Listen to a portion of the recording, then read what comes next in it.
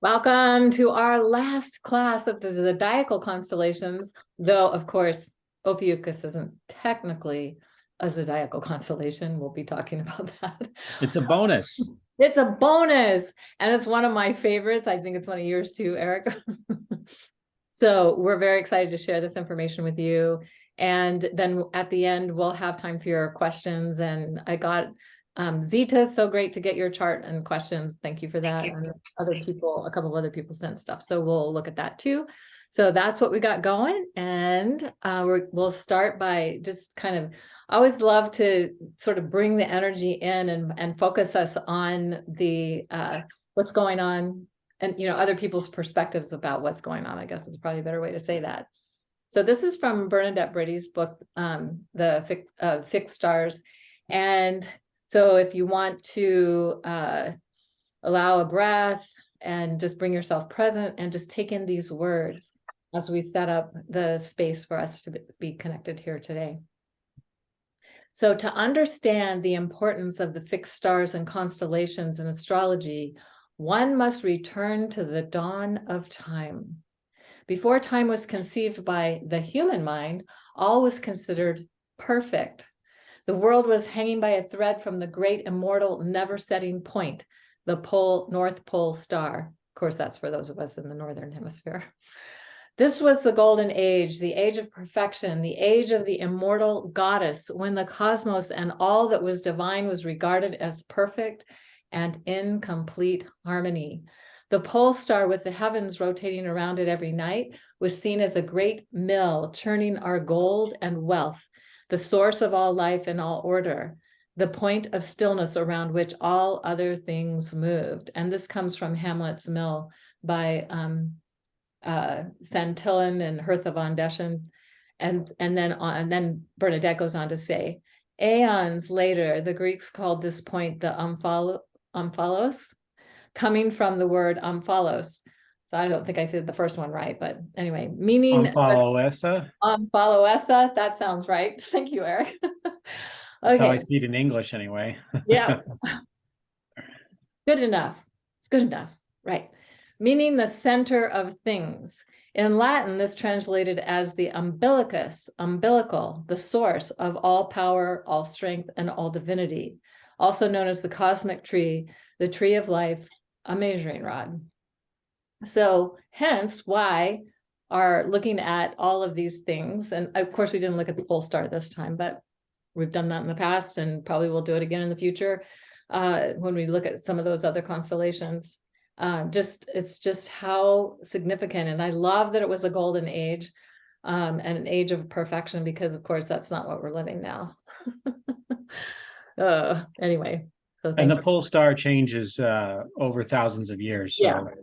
So 13,000 years ago, the pole star was Vega. Right now it's Polaris, and then there's a lot of different pole stars in between all that. So anyway, but we're focusing this right now on the healer, or Ophiuchus, the serpent bear. And healer is what Ptolemy called it when he put this in his Almagest. And it was the 15th. So if we look at the 12, these are the 12 zodiacal constellations, and then the healer, or Ophiuchus, is here as the 15th on his list. So as you can see here, this is the Ophiuchus constellation in the sky. And I've labeled a lot of the stars there. And of course, everybody gets this slide. I'm not going to identify all of them, but some of the primary ones, particularly Rosselhog, which is up there at the the top of the constellation. And then we have this combination of what astronomers call serpents, and what the ancients had is like a snake-like being in the sky that was part of what Ophiuchus is holding in his hands, as like a snake bearer or a snake handler. And then there's that center part, which is this coffin-shaped outline of that's the main Ophiuchus constellation. And of course, the serpents takes it beyond it. But then you can see below too that it kind of extends down, and this is due to what astronomers in when they divided up the sky into 88 parts, they extended Ophiuchus down, which I'll have in the next slide. But we have Kayla and I have, we're going to talk about some of the stars here. Rasselhag kind of taking up most of because there's a lot more stories around Rasselhag, but I've got some other things around the other stars, some of the other stars as well. But so yeah, you can see down on the bottom where it kind of extends down, and that line, that kind of fainter line that extends from left to right, the ecliptic there. So that's the only reason that astronomers, would say, oh, that they kind of started the whole controversy around a 13th constellation. And we are going to mention it at times that this is not a zodiacal constellation. And you did a whole video about this, Kaylin, years ago, and it's been written about by Dan and Giamario. It's written about by you. I've written about it. I share about it. And so this again is just not a zodiacal constellation, but it's part of a kind of the fabric of part of like the overall space of this area of the sky. And there are myths that connect Ophiuchus to the Scorpion as well. So anyway. Yeah, I love that, Eric. I just want to say that oh man, I just lost my thought. What was it? Oh, I saw on earthsky.org, they had an article about Ophiuchus, and they said it's not a sign, it's a constellation. So they get the difference, which is kind of good to hear. I know, it's so good to hear. So this is another view of Ophiuchus, and you can see this is even more clear about how it supposedly extends down along the ecliptic, just this one little line. Like, okay, fine, whatever. So when they redrew these boundaries in 1922, and then they published them in this, there's a link here that you can tap into if you want to see more, but they put the feet of Ophiuchus on the ecliptic and then claimed it to be a zodiacal constellation. And they also will tell us, they like to tell us that the sun travels through this constellation from November 29th to December 18th. It's really still also in the Scorpion, but oh well, that's just what they want. That's just what they want. So there's been lots of articles that have come out that say it's the 13th sign. Astrologers don't know what they're talking about, that kind of thing.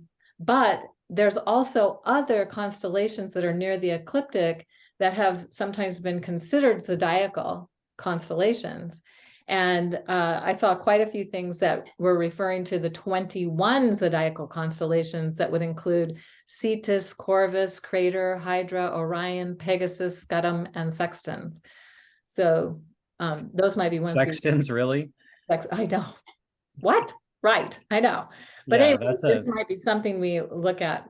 So yeah, I mean, yeah, you can see I've got it circled here for everyone to see, and that line that goes through that circle, that's the ecliptic. So that's where the band of the zodiacal constellation. But what we can see here too is all these other faint lines that kind of curl around the actual constellations, and how random they are in a way, because some have like large gaps, away from the constellation, like with Ophiuchus, and then some have really tight. Like you can see down below where Antares is.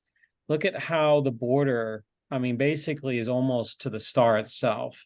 And then it crosses into the constellational lines, which is really strange that they would add all of this territory for Ophiuchus and then only a little bit for the Scorpion. So anyway, it's arbitrary, and they are doing that. And from what I understand, again, this is something that I don't have any particular reference other than verbally from Daniel, that the redrawn was done to intentionally mess with astrologers. But one can kind of think about that and how they were trying to get away and break away from astrology and become this more rationalized version of looking at the sky, and then taken away from the myth and the mystery of it. And so that's what happened. So they I know why you have 1922 in your They drew it in 1922, but they didn't publish it until later. right. So they adopted it in 19, okay, they published it in 1930. Okay, got it. I just was a little confused there. Thank you. So the regional constellation boundaries were drawn without regard to cultural mythological history. So they were overriding the original 48 that Ptolemy described, that Kaylin shared about earlier. Although they do recognize Argo, which is a constellation made up of the other parts that was divided up, which is the larger ship of Argo and the Argonauts, Jason the Argonauts, sorry. And so that can make like an 89th. That's more of like a larger asterism, which is like a grouping of other stars and maybe even constellations together. But yeah, there's plenty of material out there, and again, this is look at, you can even see the constellation of the scales, and look at how much is drawn around it, and how far north it goes, and how far south it goes. But yet they almost cut into Brachium there, which is again really bizarre. I don't like, it doesn't make any, if they call this more rational look at the sky, it's to me it's like they were high one night to do this. I don't know. And they were zoning out in the 1920s there with drawing all of this. So, all right, well, I think we can go on here. Yes. So this is like that wavy line on the right. That's just an approximation of the combination of Ophiuchus and Serpents. And then you can see it comparatively to the Scorpions and the Archers primary stars. And it runs from roughly 19 degrees Scorpio to 17 degrees Capricorn. But again, this is using this from the zodiacal degrees that are above the Scorpion and above the Archer. So, and actually above the scales a little bit too. So, yeah, anyway, that's just shows that right there. So go ahead. Beautiful. Okay, so Manlius, who wrote the book Astronomica in the 1st century AD, said that Ophiuchus means he who holds the serpent. And that is how he is depicted on equal terms with equal powers. Now, so here's an image. So there's a lot of different star images. We'll see some of them about how Ophiuchus holds a serpent, and they're showing him with his feet on the scorpion. Like two poisonous animals or potentially poisonous things. So it's like kind of crazy, but I'll share a little bit more about an experience I had dreaming being the serpent. It's also called the serpent bearer or the serpent holder or the snake holder, as Eric was saying. But it feels to me like before the dominator culture or patriarchy came in, that this constellation was likely linked to feminine imagery, such as the snake priestess or the Cretan snake goddess. You can see her here holding 2 snakes in her hand, or some other feminine imagery like Sekhmet, who has this, she wears the solar disc on her head, but she also has the uraeus or the cobra on that's around that. So she's got a connection to that as well.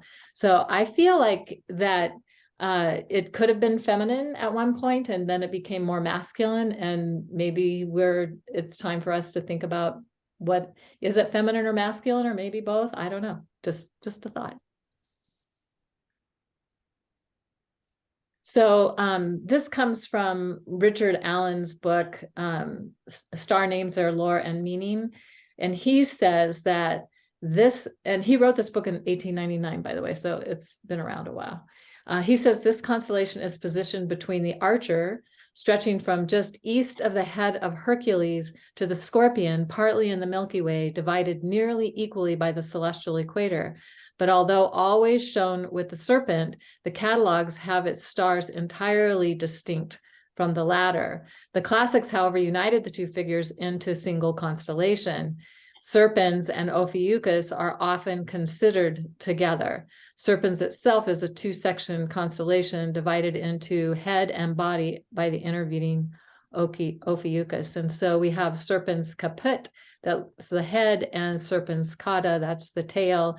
And you can see Hercules up here. You can see the scales, you can see the Scorpion, and the Archer's kind of a little bit off over here. But anyway, that kind of gives you an idea, and how this constellation, honestly, if you look at it, if you're not under a really dark sky, you won't see these other stars. You just see the Serpent, and you see the top stars of Ophiuchus. At least that's been my experience.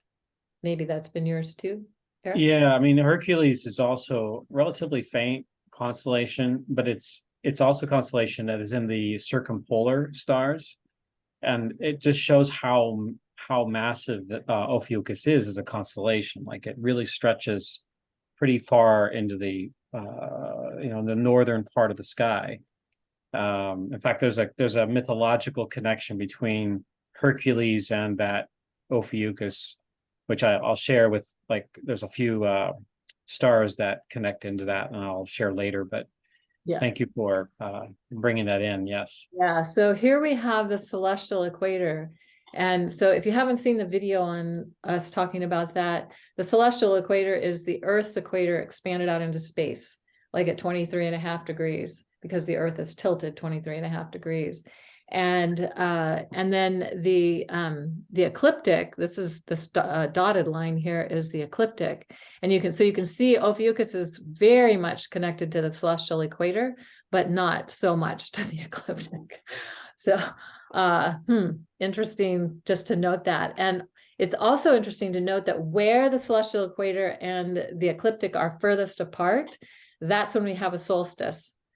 Where they touch, and there's two places they touch, that's where we have an equinox. So when the sun rises in those places, it's representing the seasonal cycles. So I found these images of different images. So like sometimes you see Ophiuchus and his back, or the serpent holder's back, and sometimes you see his front, and he's holding the head, or near the head of this serpent, in his left hand, and the tail of the serpent in his right hand. And so this one's William Tyler Alcott's depiction, which is one that's easy to find, very easy to find. These other ones may not be so easy, but they also depicted them together. So this whole idea that they are kind of a combined constellation comes into play with these. And interestingly, Alcott was born in 1873, and he died in 1936. So he was borrowing from these guys. I think are older versions of the constellation. Anyway, so any thoughts about that? Yeah, that's I mean, all of the references, with the exception of what you were sharing earlier, that there was at one time a separation of the snake and Ophiuchus, but it's also strongly, and you mentioned this before, there's a stronger connection to the feminine when you go farther back in history too. It really is, it portrays this. And there's also, if you notice, like going back one slide up, you see Corona Borealis there, right at the head of the snake, which is really interesting. I think of that as kind of the connection when, like, the snake wore the crown in a way that had to do with prior to the patriarchy. So the snake representing the strong symbolism of the feminine. And anyway, that I just, and the mysteries of that. And so there was that. It's something that's probably worth looking deeper into. Deeper dive. Yeah, absolutely. Yeah. Yep. Okay. So this is another version of. I've seen that one. Yeah.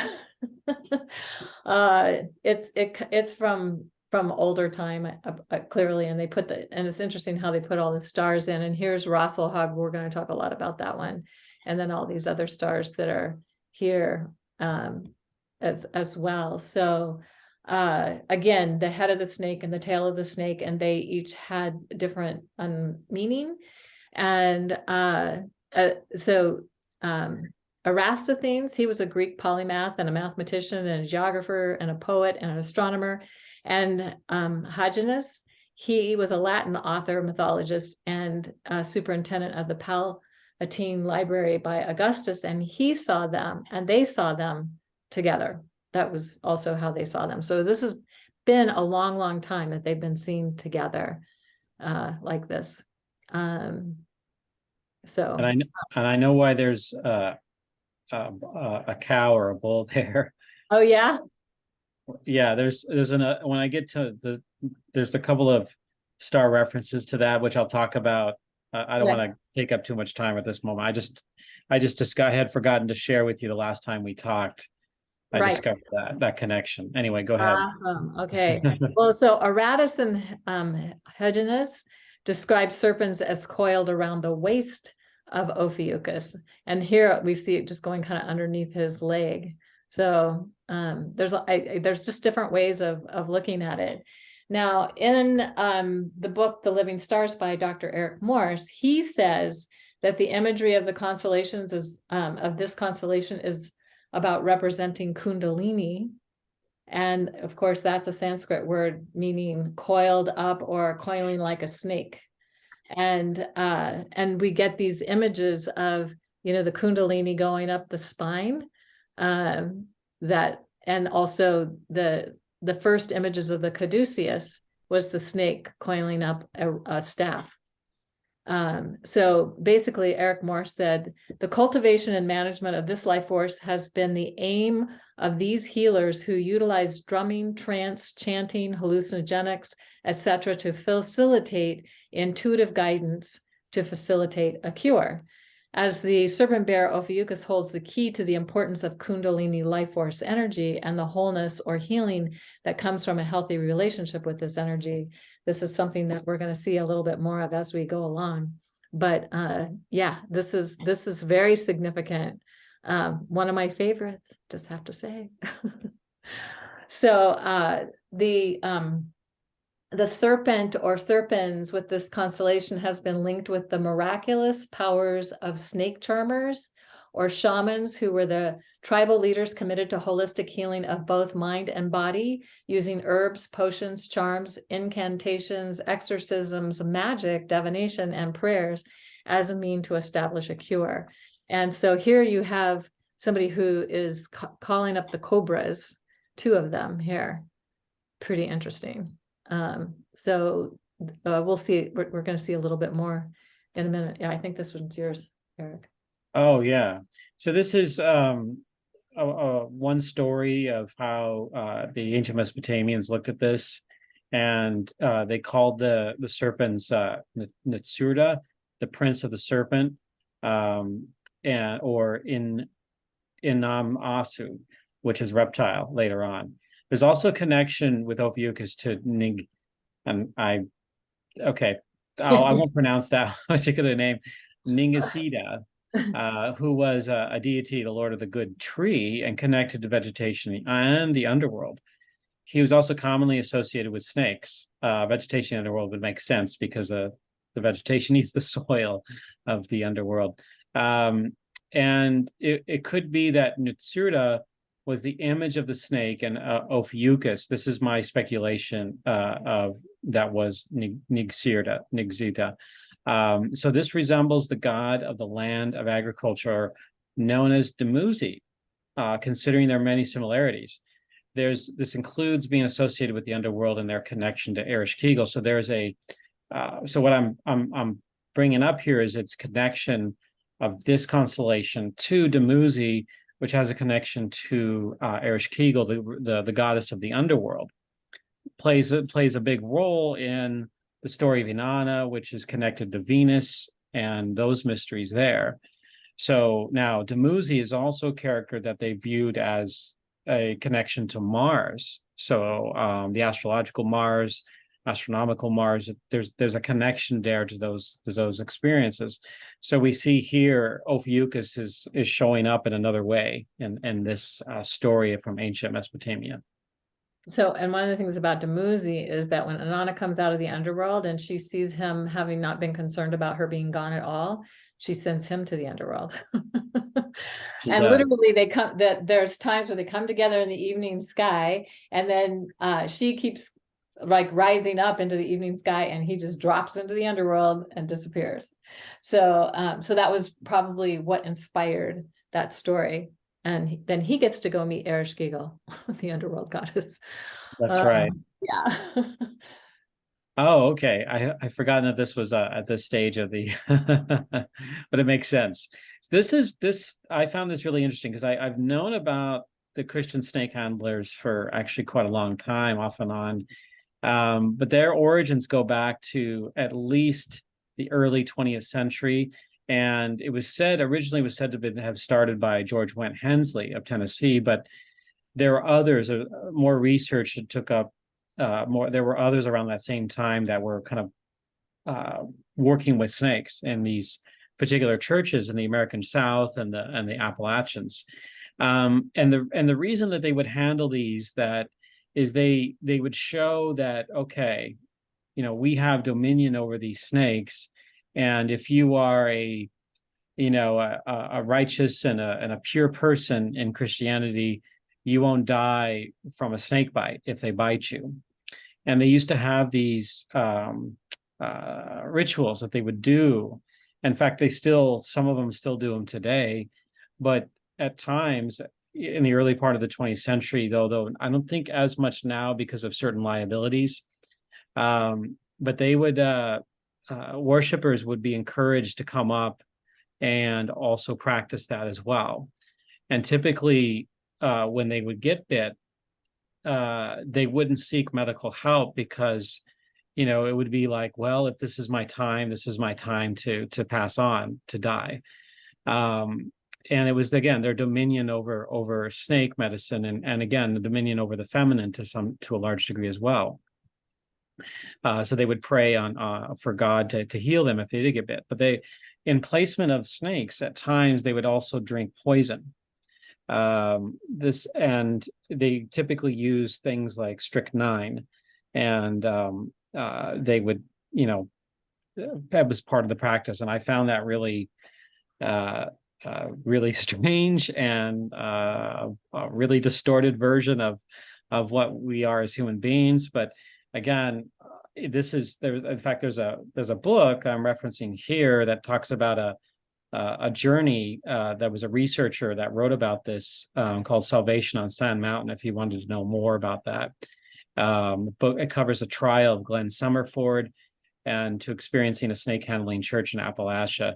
I'm curious, I may end up reading that book. I have not read it. So, but it is something, because there is a connection to ties into the great ancient mythologies of the connection between the snake and the feminine, and how we deified as like a devil, like an evil spirit, the snakes, and how far that they've gone from like 180 degrees from what they were before. So this one was really interesting. This one I had no idea when I was doing research that in the 2nd through the 5th centuries, or AD, or what we call in history CE, Common Era, there was a sect of the Christian Gnostics that worshipped the snake serpent and used it in their rituals. They were called the Ophites, and they related to snakes were the also sects. Other related sects were the Marcionites and the Nassenes. And then the Ophites, and it was perhaps a generic term that was used by a few writers at that time. They considered the snake or serpent to be the equivalent of Christ. The serpent was intimately part of Eve's experience, and these sects saw Eve, Sophia, and the creation itself differently, including being less patriarchal. And so what is known about the Ophites comes from Hippolytus of Rome and Irenaeus from Greece in the 2nd century CE. So there really isn't too much out there about it, but I found it really interesting. And you can see by that symbol there and the merging of the human and the snake.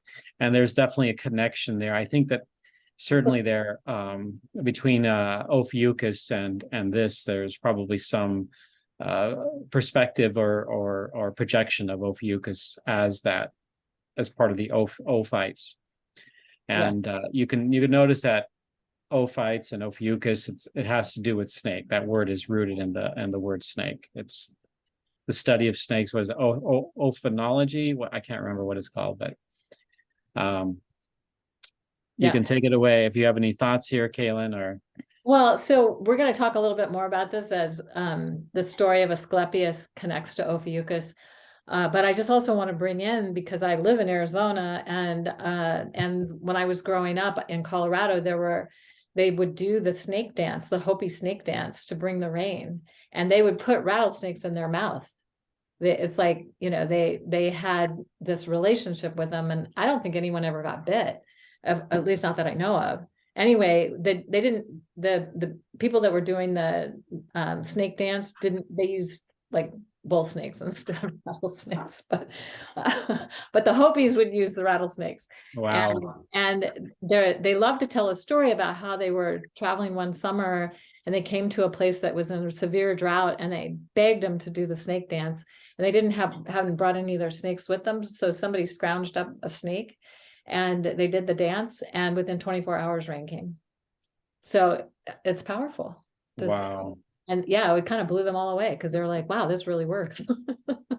Anyway, so what happens with Ophiuchus is he learns to revive the dead from a snake.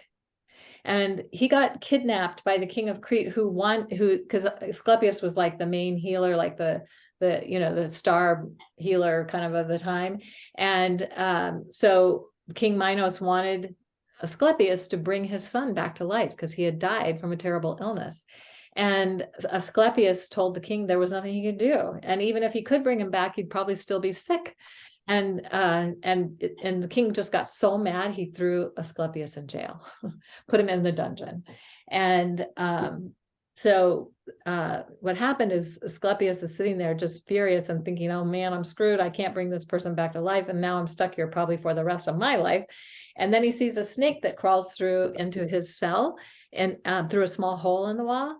And he's so furious and so angry, he takes his staff and he beats the snake to death. And then afterwards he feels really bad, because his whole thing is not about doing harm. That had already started even before Hippocrates had come along to say it's not about do no harm to people when you're practicing medicine. So he feels really sorry, and he has concern for his sanity. And then he notices another snake coming in through the hole, and it's carrying an herb in its mouth. And so he watches the snake go to the dead snake and put this herb on the snake's body. And the snake comes back to life, and he's completely fine and healed, and everything's good. And then they leave, but they leave some of the herb behind. So then Asclepius is like, oh, now I know how to bring the dead king's son back to life. And so he calls them and asks them to bring him back. But something just to know is that Asclepius learned from Chiron. So just keep that in mind as well. And then, so once you can see him here, and this is a fresco or some kind of art from Greece, that he's putting the herb on the dead son's body, and the dead son comes back to life and he's completely healed. So it's like a miracle. So Asclepius then is freed, but before he leaves, he goes and collects a whole bunch of this herb, and then goes back to Greece, and from Crete back to Greece. And then ultimately what we're being told here is this is the shamanic healing that's taking place. This is something that is like the death and coming back to life and the healing that goes on. So of course Hades got upset with Asclepius for healing a lot of people and bringing them back and taking them out of the underworld. And so he went to Zeus and said, this is bad. This is not the natural order of life. Zeus agrees, and he strikes Asclepius with a thunderbolt and places him in the sky as the serpent bearer, as a reminder that you shouldn't mess with the natural order of things. So scholars feel that the name Asclepios or Asclepius, as described in Homer's Iliad, may come from the Greek askene or askane, meaning the root of ascetic or hermit or monk. I don't know why that has exact emphasis, but it's also translated as gentle, kind, calming, and soothing. So, so this is why Asclepius is often associated with Ophiuchus, or there may be one and the same. Mhm. Yeah, so Ophiuchus is Asclepius, the ancient healer, believed to be the ancestor of Hippocrates. Okay, so Hippocrates came before, and is where the Hippocratic Oath originates, the great physician of Kos. Serpent was his healing symbol, and it's depicted in the caduceus. So here you can see, this is Asclepius with the original caduceus with just one snake going up the staff. And then here it is with the two snakes going up the staff. And some feel like this represents the DNA. And then this is another earlier symbol with Hermes and the caduceus, because he also carries a caduceus. So the serpent is the symbol for the poison that can both cure and kill, kind of like some of those Christian snake handlers found out. So anyway, but Asclepius uses it to heal. So that's the whole point there. That's caduceus symbol is also the symbol of astrological Hygeia, Yes. the asteroid. And she's the healer asteroid. She's about Right. And she's the daughter of Asclepius. Yes. Yes. Yeah. So they say that the veneration of Asclepius began in Thessaly, and that throughout Greece, usually near healing springs, there were temples built that were in honor of Asclepius. And at these healing temples, after fasting and bathing, and the sick would spend the night in special dream incubation chambers. And it was the dreams, whatever their dreams would be, when they would share them the next day, that would help diagnose whatever the disease was, and it would help them figure out what the cure was. And the grateful recipients of this wisdom would then throw golden coins into the sacred fountains, according to star names or lore and meaning. So, so this goes way back into the dream incubation chambers, and I'll share a little bit more about that maybe in a moment. I forget where it is in the lineup here, but anyway. So Rasselhag is the crown chakra of this constellation. And under dark skies, it's easily visible. Under not so dark skies, you can see some of the stars, some of the brighter stars of Ophiuchus. Not necessarily easy to see unless you have really dark skies. And where the star Rasselhag is located, it is said to be filled with powerful, ageless healing wisdom that has the potential to restore and revitalize. So this is a star worth working with, even if you don't have a personal connection to it. This can be, especially if you're on a healing journey, this would be a star to meditate on, to tune into, to ask for guidance and support. Now, Robert Kitson, who wrote a lot about the fixed stars, and he passed, I think it was in like I want to say 2015 or maybe 2018, something like that. But he said this star was seen as unfortunate in ancient star lore, and today this star offers healing through releasing attachment to desire. Now, this doesn't mean that desire is good or bad, but our attachment to the desire is the challenge. So if we're attached to how our desires manifest, that can cause suffering. Because if it's not manifesting in the way that we think, and we can't even recognize that it actually is perhaps manifesting, then that's going to create challenges. So desire itself isn't bad, but the attachment to how it manifests can be the challenge. So ultimately, this star is reminding us that healing comes through letting go and accepting what is. So yeah. And then Ebertine, in her book, The Fixed Stars and Their Interpretation, she said about this star, a Saturn-like character and some of the undesirable Venus qualities are also present. Connected with these are Neptunian tendencies, making the native especially prone to infectious contamination caused by toxins. People thus influenced are easygoing in the use of medical drugs, hallucinatory drugs, stimulating foodstuffs, too much good living, and overindulgence in tobacco and alcohol. There's a danger of insect bites, snake bites, or assault from infuriated animals or rabies-smitten dogs. If conjunct the moon, Mars, or Neptune, the native is very prone to infections in general and to epidemic infections. Besides the lower emanations, there are supposedly higher influences attributed to the star, though only very few people are able to attune themselves to these influences. And I put this in here because it's like, these are some of the things I remember reading them many, many years ago. I'm thinking, that's not right. That can't be right. That has to be an old perception of the star, because it's just too amazing in so many other ways. And I, as we'll see, have the moon exactly conjunct Rasselhag in zodiacal alignment. And this has not been my experience. If anything, I had an alcoholic father. I've dealt with people who've had addiction issues, and I've gone completely the other way. So I'm not like even interested in any of that. So part of what we're doing is looking at the new energy of Rasselhag, and in the book Starlight Elixirs and Cosmic Vibrational Healing, they tuned into the star. And this is what we're really highly recommending everybody does.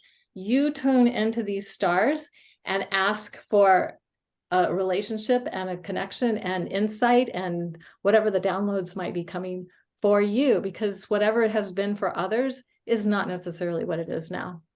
So in Starlight Elixirs, they say that Rasselhag can improve the transfer of etheric energies into the physical body. These energies can strengthen the physical body when various forms of movement, martial arts, or dance are combined with visualization. Individuals involved in the development of the physical body who might have been attracted to substances such as steroids that artificially induce changes in the physical body would do well to utilize this elixir or meditation on the star.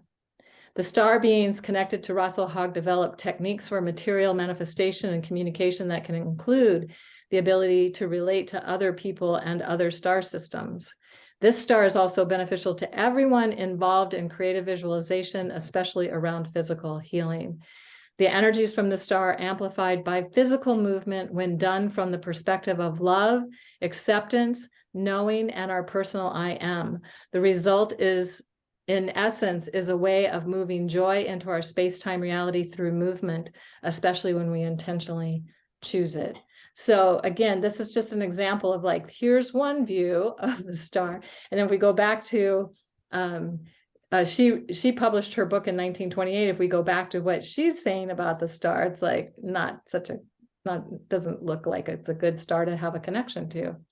And then Paige Bryant's book, Star Walking, I think she published this book in the 90s. So she has a perception of Rasselhag as a dark star doing light work by shining light on negative karma within humanity for the purpose of evolving through awareness and willingness to own and integrate our darker side.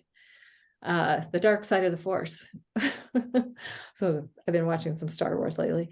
Anyway, karma originally meant action and had nothing to do with being rewarded or punished for our actions. However, our actions will produce results. So we might find that we get negative results if we're taking negative action, or we might get positive results if we're taking positive action. So it's really about bringing to light the shadow, and the shadow isn't necessarily negative. Sometimes it's our best skills. Sometimes it's the things that we're most afraid of, because if we really stepped into the strength and power of it, it might be scary. So we kind of repress and suppress and deny what that is. So this star can help us to be more willing to see, put the light on the shadow, so to speak.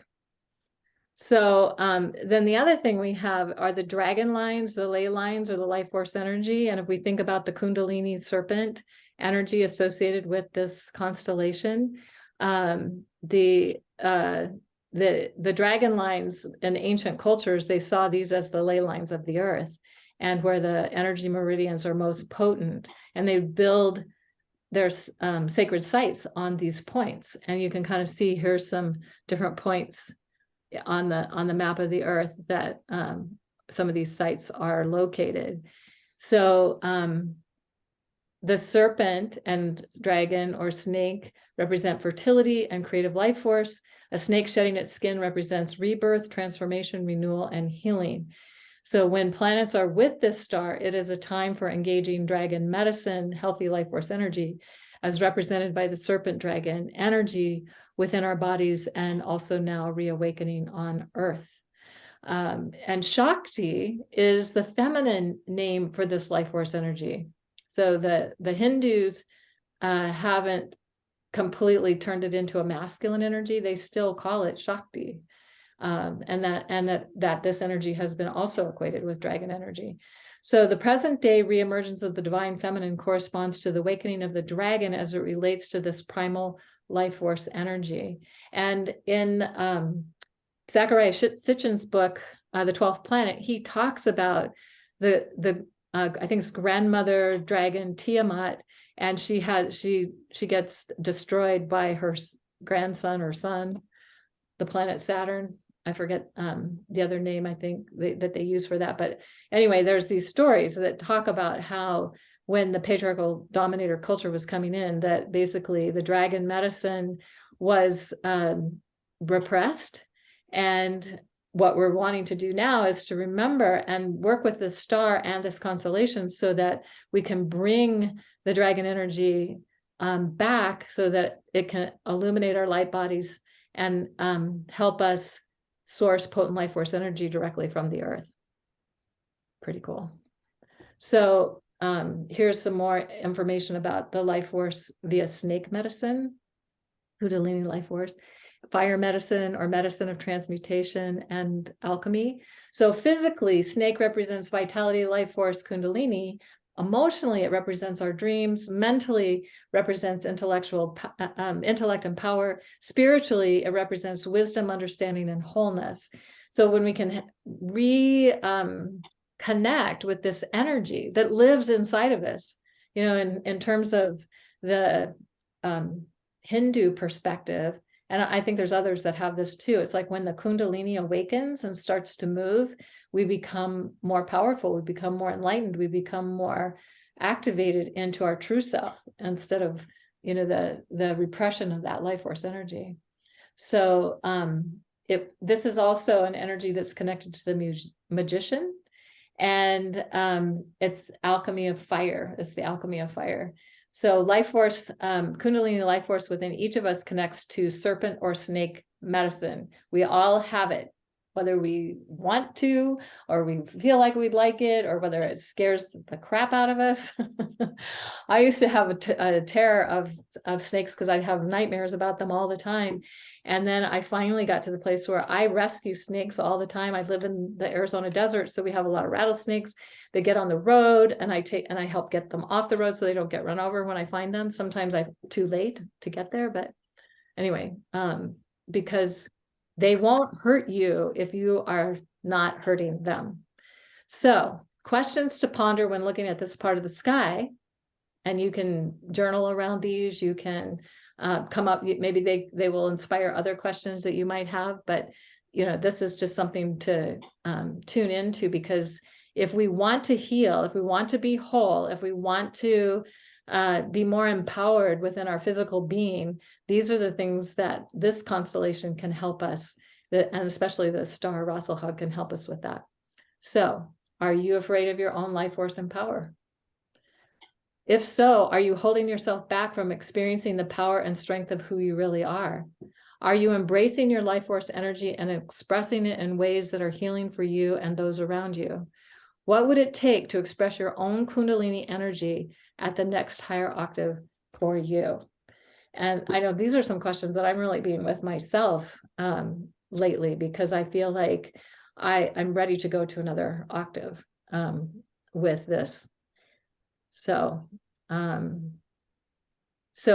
Rassalhag is the crown chakra star, and having a healthy crown chakra expresses through unity consciousness and the knowing that we are, along with everything else, connected at every level of creation, experienced as mystical union with everyone and everything in nature.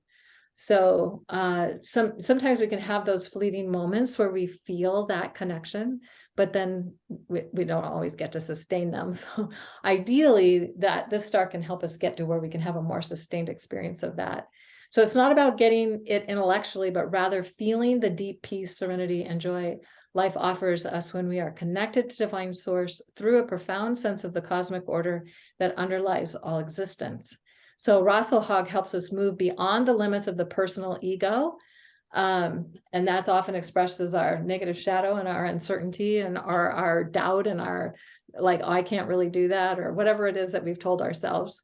So we can connect into the unified field of love that permeates all creation, unifying the finite body manifest plane and the infinite spirit unmanifest plane within and beyond time and space. So Sekhmet wears the solar disc at the crown chakra with the serpent sending out light from that. So you can see that here's the serpent again that we talked about earlier. and that, as mythic symbols that last over time, they're often inspired by a direct connection to the stars and the mysteries they represent, and they last because of that. So this is a powerful energy to work with in restoring what is possible when the crown chakra is fully activated, alive, and functioning as it is meant to do. So this is another way to work with this particular star.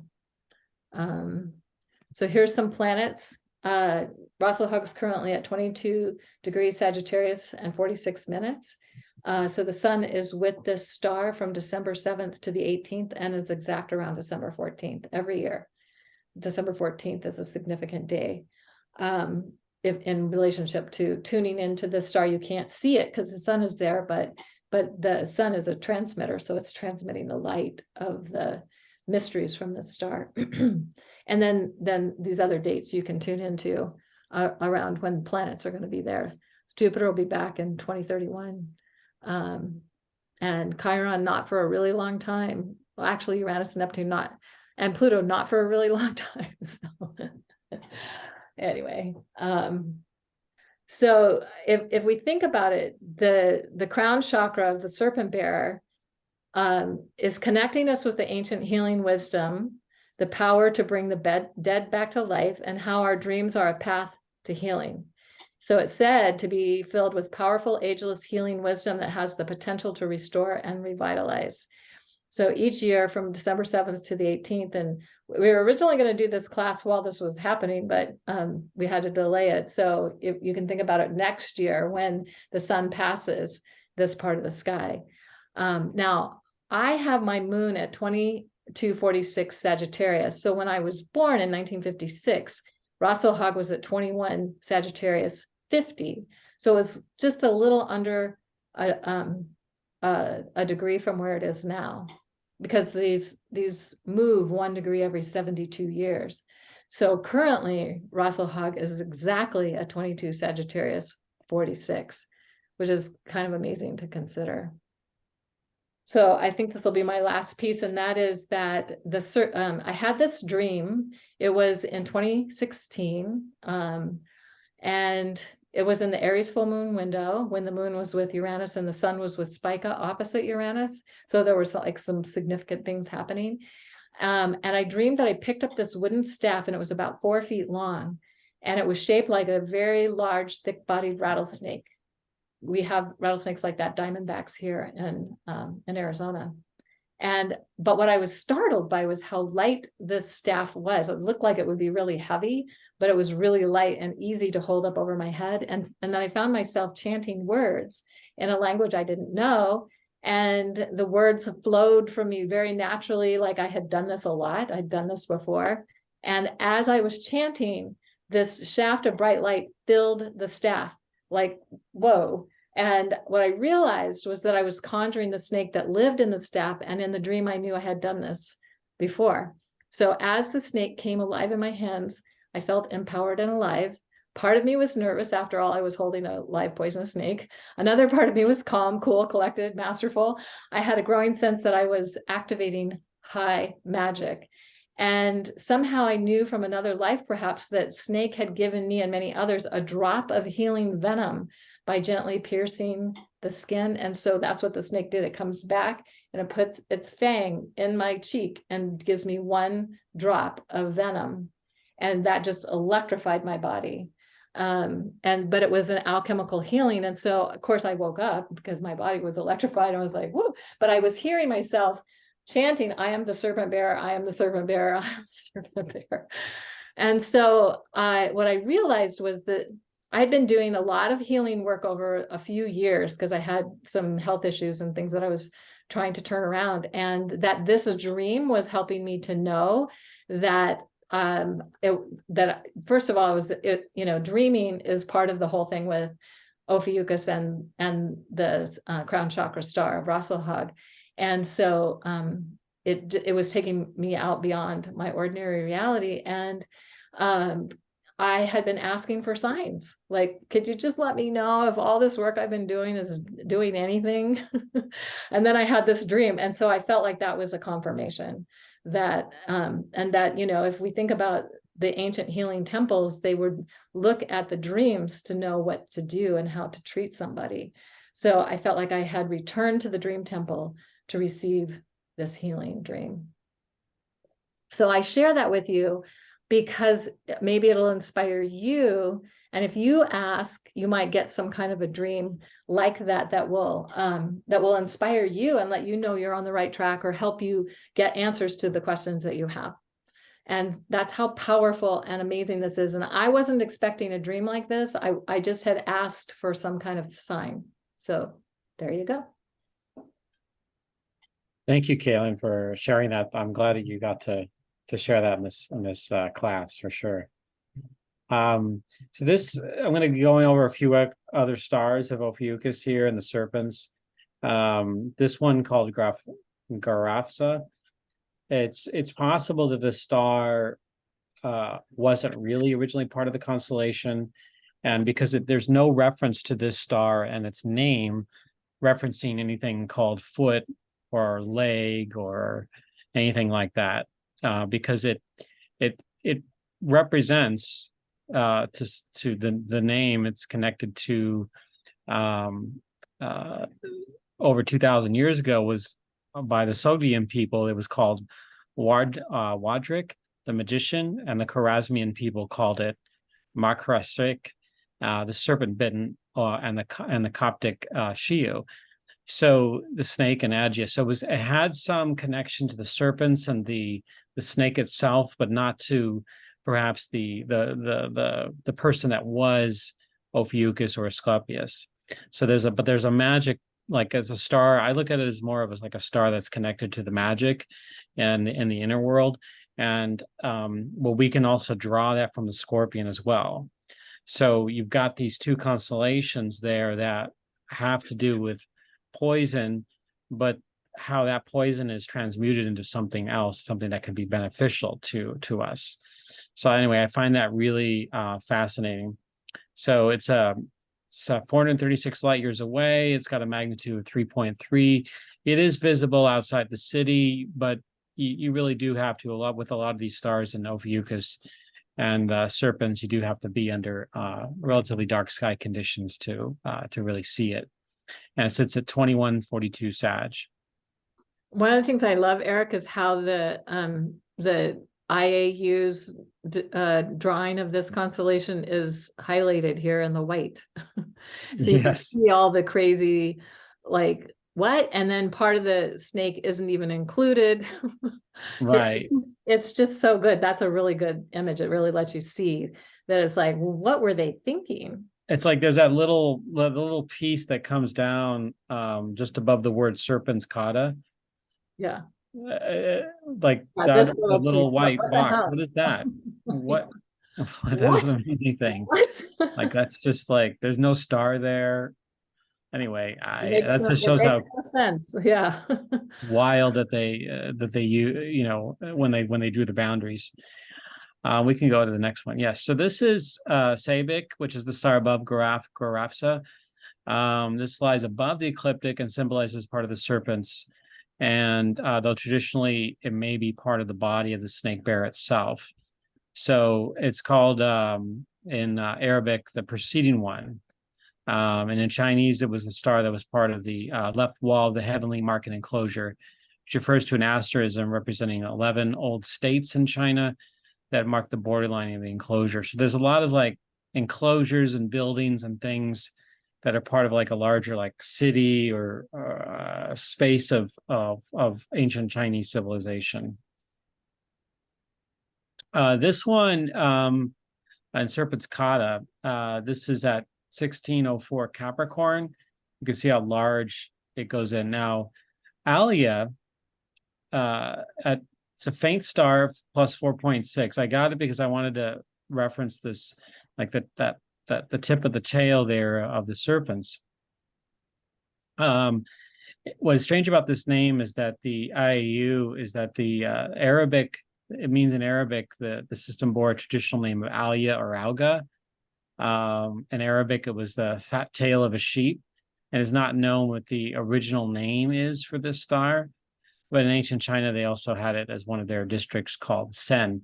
And there's a connection to the sheep thing, along with the cattle and farm animals. There's another one of the other stars I'm going to talk about that draws into that space more fully, but just as something to keep in mind. So here is a group of 4 stars, and in the I guess the right hand side of the serpents with the head and the neck, Nasik Shamaya, Nasik Yamani. So each one has 2 stars, 1 and 2, and they're all between 18 Scorpio and 24 Scorpio. So there's a connection between these stars and the constellation of Hercules. I've got them circled. And the stars in the connection mark an enclosure for sheep that were guarded by a shepherd and his dog. The enclosed sheep themselves are currently the club of Hercules, which is the one that's above. And this story, Ophiuchus was seen as the shepherd. And in the 5th labor of Hercules, he was tasked to clean the stables of Augeas. This included cattle, goats, and sheep. And it's possible that part of the sky is linked to the specific labor of Hercules. So there's this connection with that, where this whole area of the sky was like, maybe because Hercules himself, yes, there's a constellation there, but Mars as a planet, when it would go through these constellations, it would invoke different labors or challenges that Hercules would have to face. And so this is an area where one of those would come up here. Obviously, it would be going through the ecliptic, but they would look at like the different regions of the sky. It wasn't just when they would look at the labors, they wouldn't just look at just specifically the ecliptic, they would look at different parts of the sky as well. So this was one of those. And that's why on one of the pictures, Kaylin, that you brought forth, that has a bull, because there's a connection with that snake in this larger like enclosure where Augeas had this great enclosure of all the cattle and the chickens and the sheep. And in order to clean it, Hercules, being really strong, he diverted a river to wash out the pen, as it were. And then I can't remember who it was. It was one of them where he had to do all these labors to make up for somebody he killed. And they said, well, no, you can't do that, Hercules. You cheated and you didn't really clean it out. The earth cleaned it out for you, essentially. So he had to add an extra. That was one of the ones he had an extra labor to his instead of 10 labors, it ended up becoming 12 labors. Anyway, so this is one of the ones that I wanted to get into. So it's just a really interesting one. And Hercules is a constellation that's a little harder to see compared to a lot of other ones. It's more faint, but you can see it's up there near the circumpolar circle, right up the precession circle there. So it's pretty far. And you can see Vega there too, not far. So if you're looking, in fact, Vega and Rosselhag, it's not that far like of a line that you can draw from Rosselhag to Vega there. So it's really interesting because Vega sits at 14, 15 Capricorn, somewhere in there. 15, I think. Yeah. Anyway, that's another story to share there, Kaylin. That's great. And then there's this part of the body of the snake. You had posterior and prior. Posterior means behind or following, while prior means before. And yed and yad of posterior and prior mean the hand. It's the one where Ophiuchus is grasping the snake. So it's also part of the southern boundary of the line of pasture of the sheep. So again, this is part of that whole larger enclosure of the sheep and the cattle along, and the shepherd and his dog with the club of Hercules. So in astrology, but not shamanic, the hand of Ophiuchus is said to be a star of evil influence. Ooh, watch out. So the serpent is very long across the sky and above the ecliptic. And I got just a little bit of like, this is my comment on evil influence. So snakes were viewed in Christian times as a source of evil, having symbolized the feminine in the past, and that it was tempted by the devil. So it is not surprised that one of the stars, either holding the snake or the snake itself, was seen as evil influence. But that doesn't make it true. Exactly. It's more of a patriarchal projection, a usurpation of power over the matriarchal and matrilineal cultures. Yeah. Okay, so we're ready to answer some or look at some. So I got 3 people sent me chart information, and I just did it in the order that I got them. So this is Dolores, and what I've done is I put the constellations. So here you see all her Libra planets, but it's the constellation of the priestess. And here you see her Virgo planets, but it's the constellation of the lion. And then the lion, so the lion is the later degrees, or still some of the lion in Leo, but a lot of it's in the crab. So I put the lion and the crab kind of together here. And she didn't ask me any questions, but look at this. Her ascendant is 2232. And we just talked about Rasselhag, and then some of the other stars that Eric was bringing in are around, Rasselhag's 2246, and the others are around 21 or 22.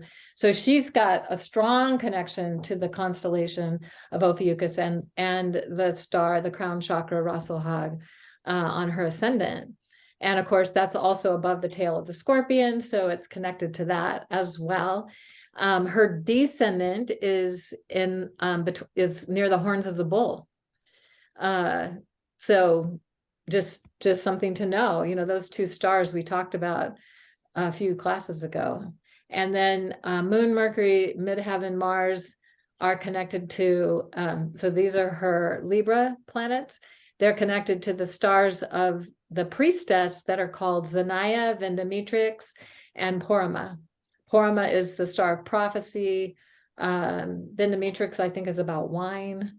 And Zanaya is, that name actually comes from the whole thing around the prostitute or the sacred something or other. I don't know. Anyway, I'm not remembering it exactly right now. But then the other thing that's fascinating is her Neptune is close to Kambalia, the star of secret knowledge.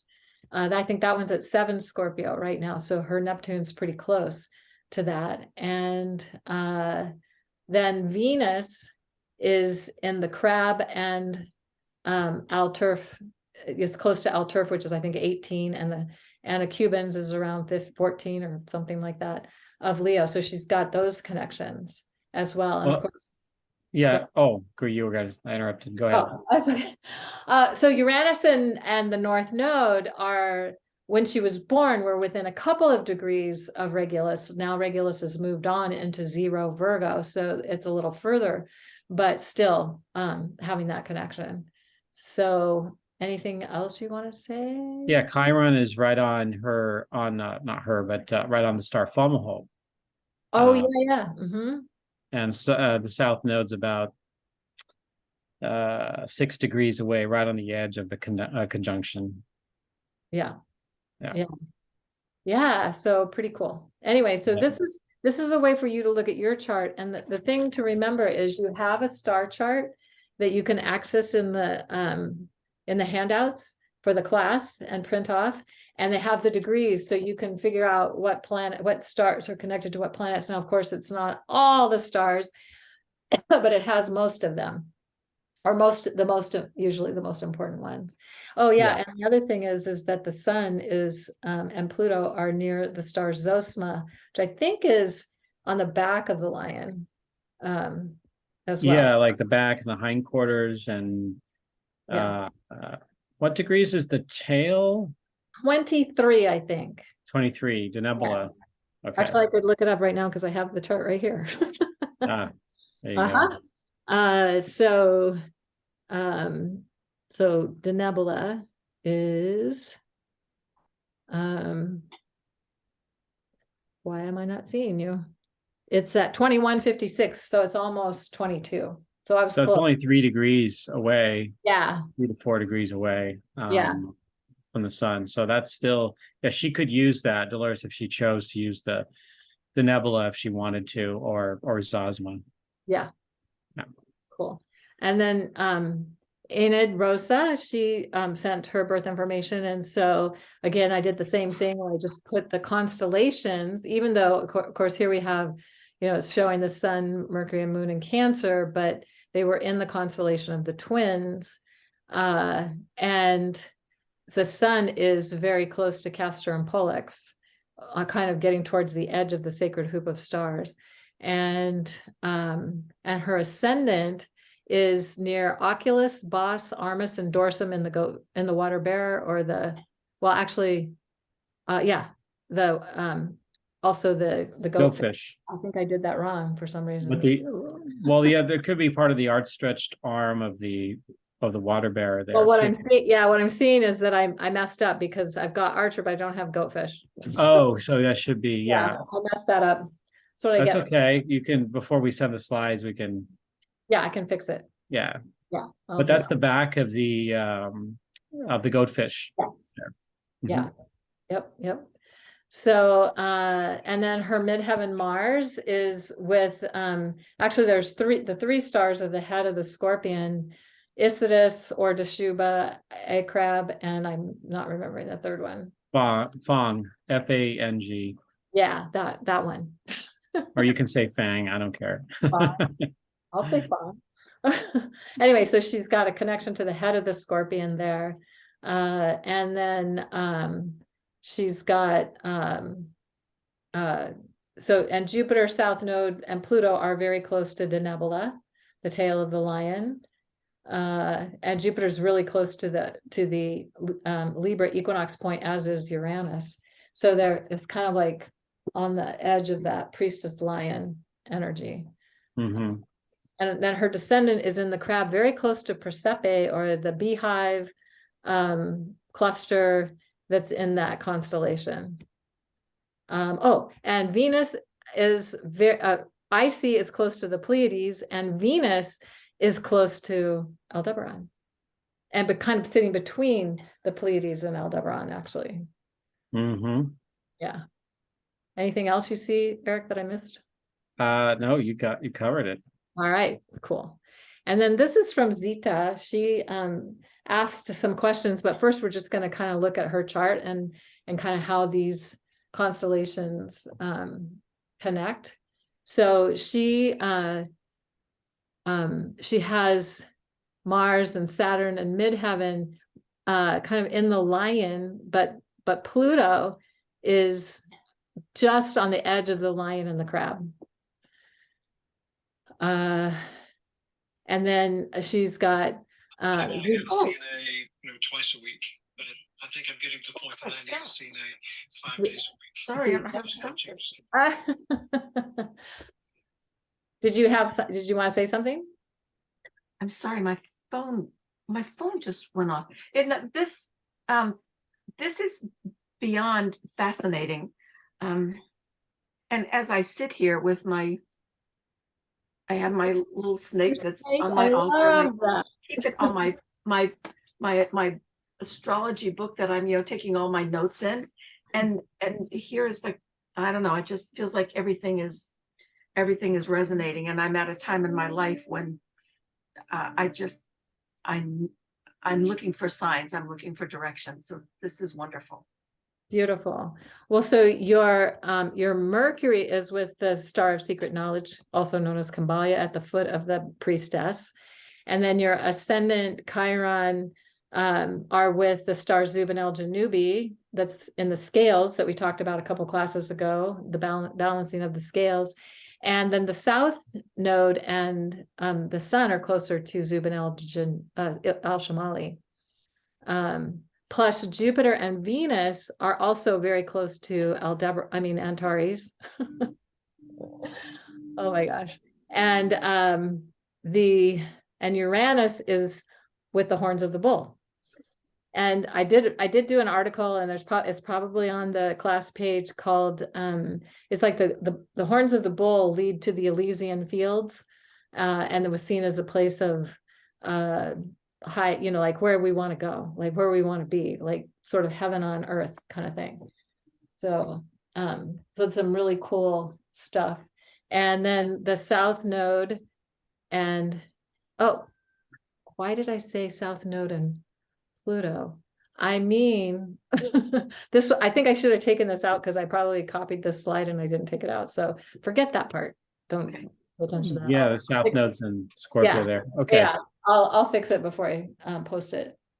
But anyway, so Zita had questions, and she said that, as you can see from her chart, she has 3 malefics. So Saturn, Mars, and Pluto are considered malefics by more traditional view of astrology.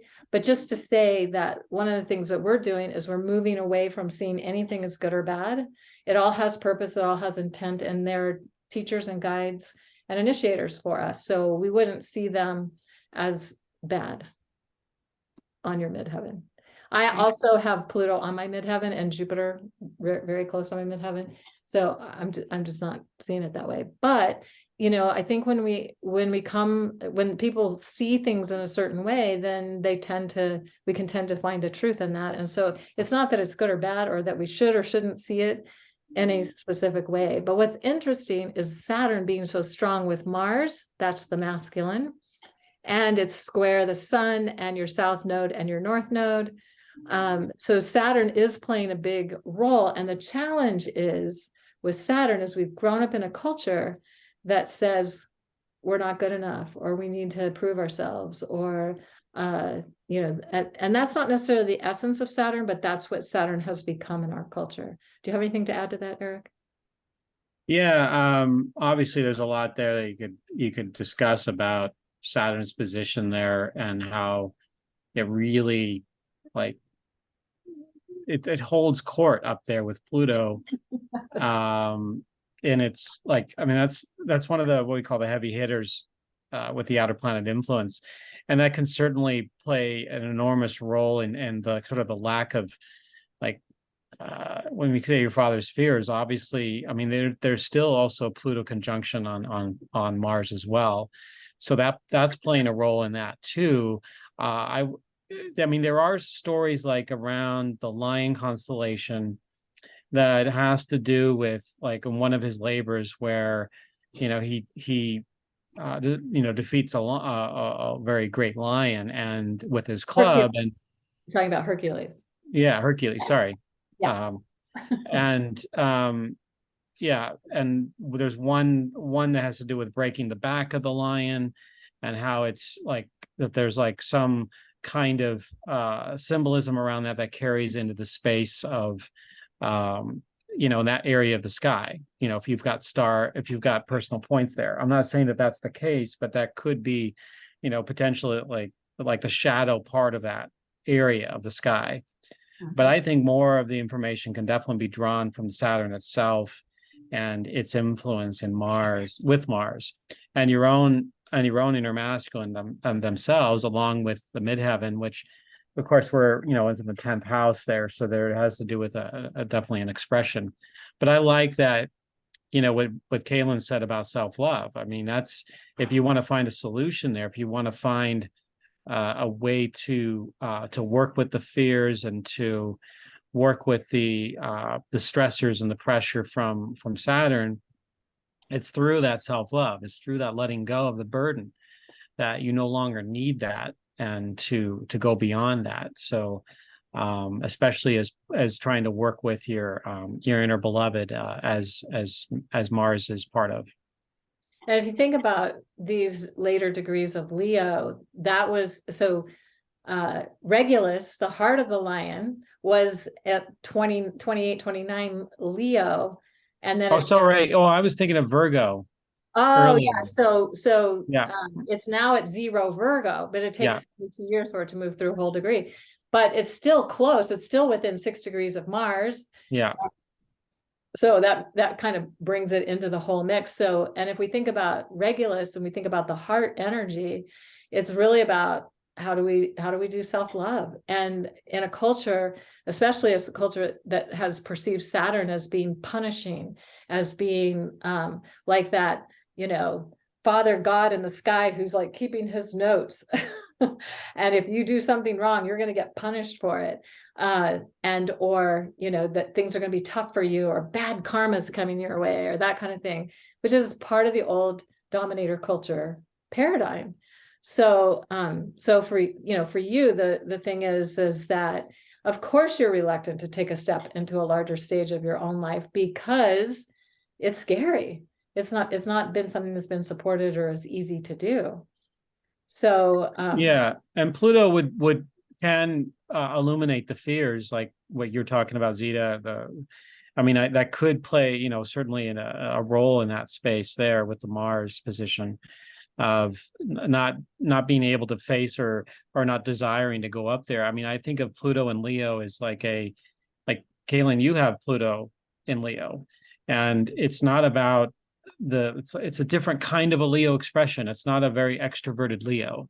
It's much more of like it's more within. You shine from within rather than just getting out into the world and being bright for everyone. You can be bright, but it's more from this deeper sense of being. And so Pluto can create those conditions for that kind of life to be led in that sense. Obviously, this is not the full life of your father, but that can certainly be a reflection of you coming into the space and your relationship to the masculine, and through that journey yourself, and then incorporating it with a new way in this lifetime. So just Zita, I want to share with you, because my midheaven is 23, almost 24. My Jupiter is exactly 24, and my Pluto's at 27. Leo, so I have had this challenge my whole life, and growing up in a place where I didn't feel loved, I didn't feel safe, I didn't feel supported. I was absolutely terrified to speak in front of people for a long time. And I had to just I just said to myself, okay, I won't say no, but I'm not volunteering.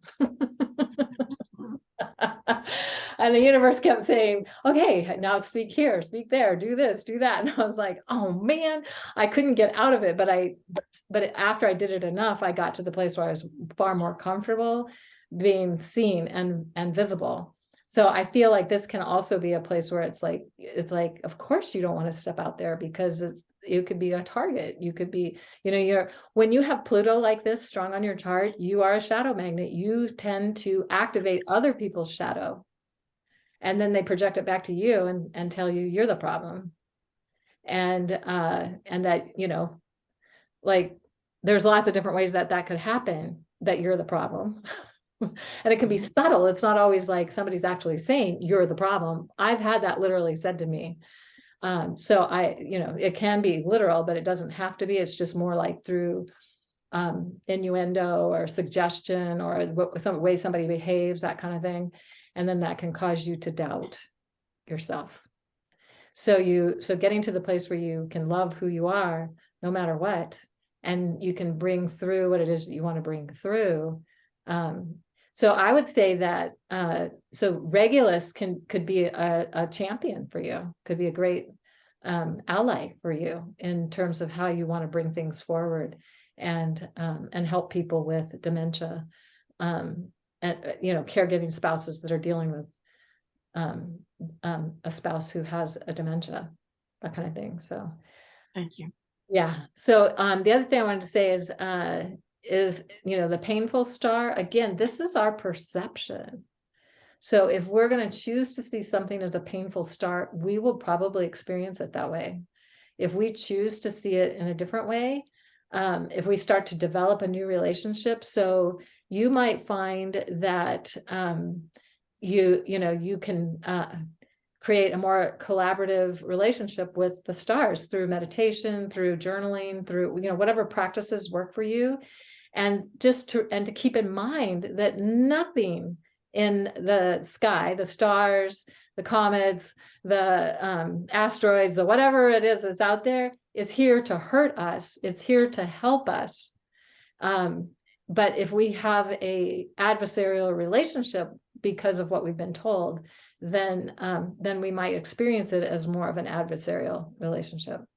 Okay. Yeah. And then are there helpful stars influencing this phase of my life? I'm a ritualist. I feel that if I can understand the energy of these stars, I can create rituals to help me and help other dementia caregiving spouses. Yes, absolutely.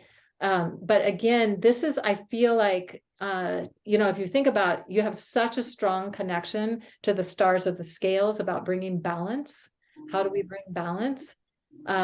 So that we're not giving too much of ourselves, but not giving of ourselves at all. It's like, how do you find the balance around that? Because the tendency, especially for women, is to give too much. And I've seen it with a lot of men too. Like, I tend to attract those kind of men to my life. And I have three sons, and they're all super givers and very heartful and all of that. And it's hard in a world that you're supposed to be strong, you're supposed to be tough, you're supposed to be a certain way. And if I think about your dad being in the military, there was a certain projection that was on him around that. So meditating, journeying, whatever works for you. And you can go back to the specific classes that we've done, and we've talked about many stars, and many of the stars we just mentioned here: Antares, Zubin el-Janubi and Zubin el-Shamali, the scales, the whole constellation, the star of secret knowledge, Kambalia, and the constellation of the priestess. This is mostly in the lion, but this is part of the crab, whatever. And then of course this is not too far from the Pleiades. So anyway, the stars they'll be a magical ally for us when we can connect with them from that perspective. Thank you. You're welcome. Yeah, I was, if you go back to that real quick, Yeah. I was just thinking of, like you mentioned one of them, I was thinking, like, if you're looking for something that might help kind of liberate and or kind of push through beyond sort of the paradigm that we're in with that and our relationship, that maybe the Pleiades on the North Node, maybe that could be one of the ones that you could really tap into. And I noticed too, of course, with your Capricorn moon, that you're moving away from that energy from a shamanic astrology perspective. That Capricorn is like what you were, in a sense, and that Pluto has been on it. Yeah. And you're in the last year of your Pluto transit over that part of your chart, coming up on the last year, I should say. And that maybe that whole process of how you discover that, maybe it's when Pluto goes more into the Aquarian area. Your moon sits in an area that's just before the Goatfish constellation starts. So it's kind of in this zone that's leading toward, like, from more of Earth type energy into more of the watery type of energy there too, and the cosmic waters of knowledge and wisdom pouring down. So which of course the water bear is not far from that as well. So And there's this, it's there. yeah, your home and roots is there. Yeah. So Yeah. you've got some potentialities, and the ones that Kaylin mentioned too. These are ones that you may be able to look at and feel into which one's really going to work for you. I would encourage you to experiment a little bit with this and develop your own rituals around that makes sense to you. And you can certainly reach out to Kaylin and I for any thoughts about potential ceremonies or things along those lines. I happen to have just on my desk right now, it's been here for years. It's a stone a friend of mine painted, and on one side she painted, the glyph for Scorpio, my son. Oh, On the other side, let's see. What is that? you can see it, the Capricorn, am I holding the Oh, correct? Capricorn. Oh, Yeah. Ah, okay, cool. beautiful. And I just, whenever I'm, before I start a project, it's just like, I want the energy of my sun and my moon to Yes, beautiful. guide. I love that. So it's just something for you to also know is the I see where you live inside yourself, as at the tail of the goatfish. And the tail is kind of directing things like, how when we swim, it's like the tail is going to help direct where we go. So just you can think about that as well and ask that star, it's Deneb Al-Jedi, ask that star for some guidance. And that's where Saturn's been this last year. Yes. Well. Yeah.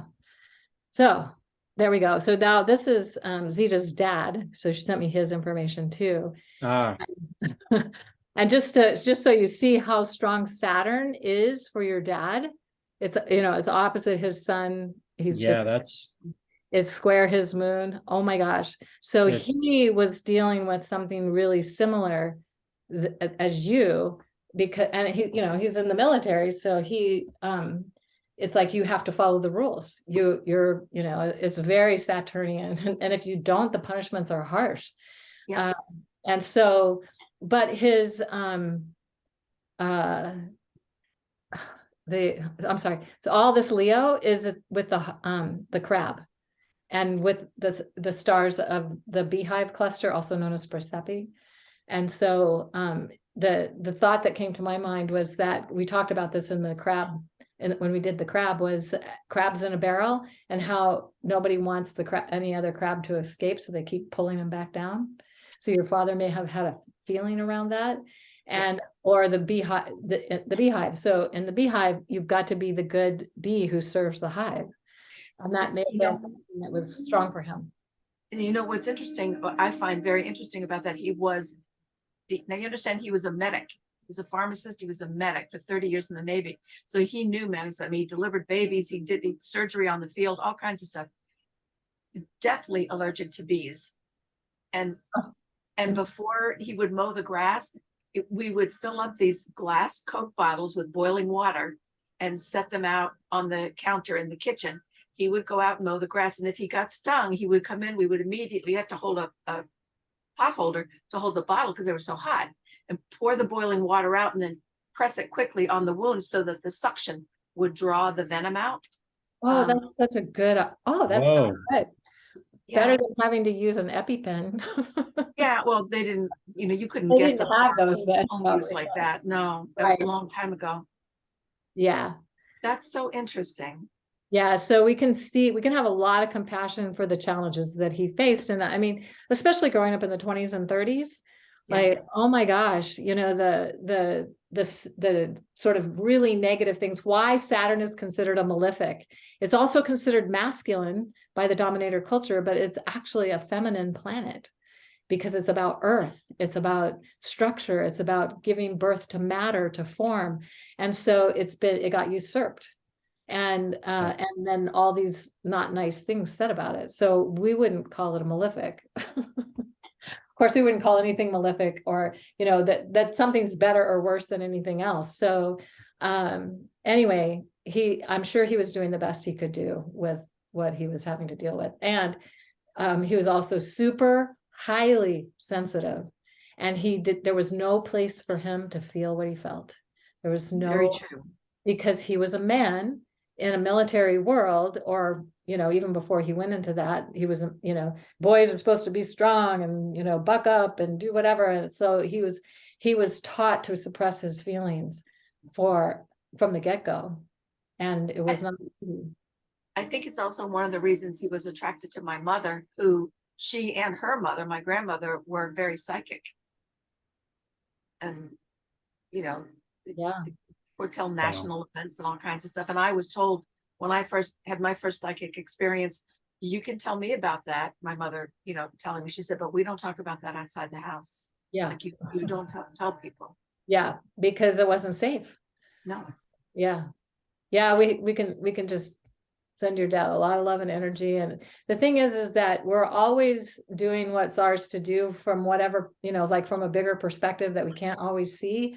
And so that's why it's like moving beyond the judgment, like, okay, I feel like I haven't accomplished anything, but what is that supposed to look like? Well, we have certain stories that we get told about what that looks like, but it may not be that. I just heard somebody talking about their story. They wrote 3 New York Times bestsellers and they did all these things and they were miserable.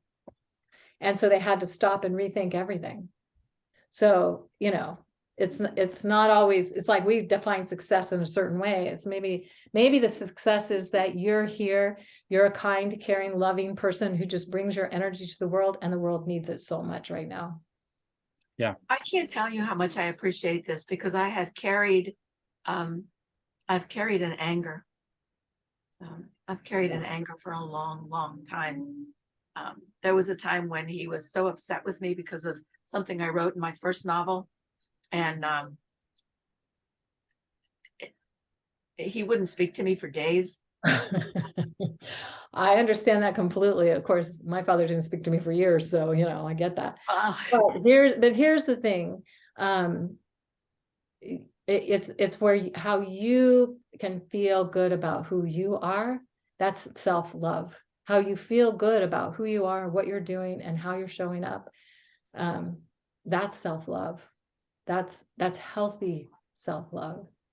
And you don't have to accomplish, major things in order to be an important contribution to this world. That's something we just don't hear enough. Yeah, so I'm so glad that was helpful. And I'm wondering, Julia, if you have anything you want to ask, or any questions or anything, since you're here with us. I just am grateful to witness the healing medicine that your dad received just from this opportunity right here. Like, I feel like I'm like the witness of that. And just, it feels so simplistic, right? That just this review of your chart and his chart.